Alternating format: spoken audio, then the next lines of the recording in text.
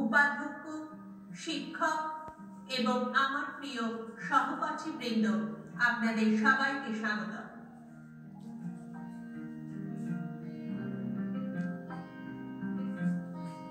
আজ 23শে জানুয়ারি ভারতের স্বাধীনতা সংগ্রামে কিংবদন্তি নেতা নেতাজি সুভাষচন্দ্র বসুর জন্মদিন। আমরা সবাই নেতাজি জয়ন্তী উদযাপন করার জন্য সমবেত হয়েছি।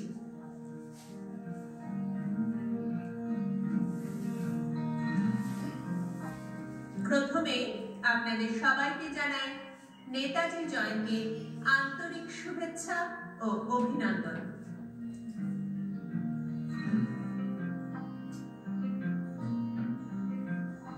আজকের দিনে শুধুই নেতাজি সুভাষচন্দ্র বসুর জন্ম হয়নি, আজকের দিনে ভারতের নতুন আত্মগৌরবের জন্ম হয়েছিল, ভারতের নতুন সৈন্য কৌশলের জন্ম হয়েছিল। তাকে জানাই শত কোটি প্রণাম।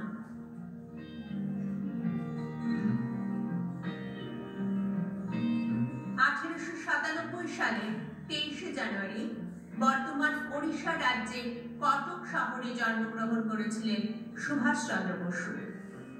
তার পিতা জানকীনাথ বসু এবং মাতা ছিলেন প্রভাবতী দেবী।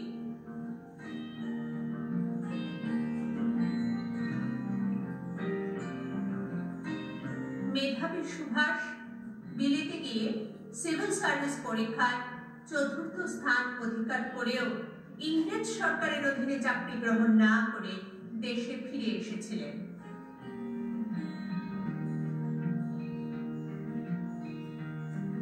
নেতাজি ভারতকে স্বাধীন করার জন্য আজাদ হিন্দ ফৌজ ভারতীয় জাতীয় সেনাবাহিনী গঠন করেন এবং তাকে ধীরে ধীরে শক্তিশালী করে তোলেন।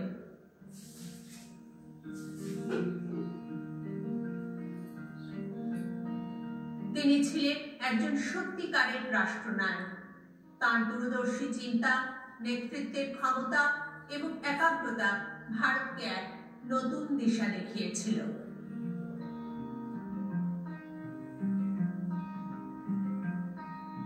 তোমরা আমাকে রক্ত দাও, আমি তোমাদের স্বাধীনতা দেব, দিল্লি চলো এবং জয় হিন্দের মতো বিখ্যাত স্লোগানগুলি তার কাছ থেকেই পাওয়া।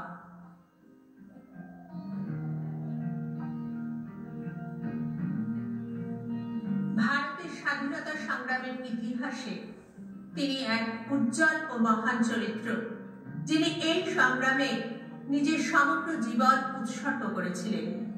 তার নাম চিরস্মরণীয় হয়ে থাকবে প্রত্যেক ভারতবাসীর হৃদয়ে।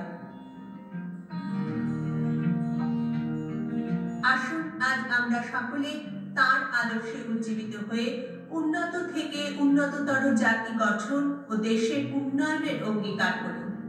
ধন্যবাদ। জয় হিন্দ।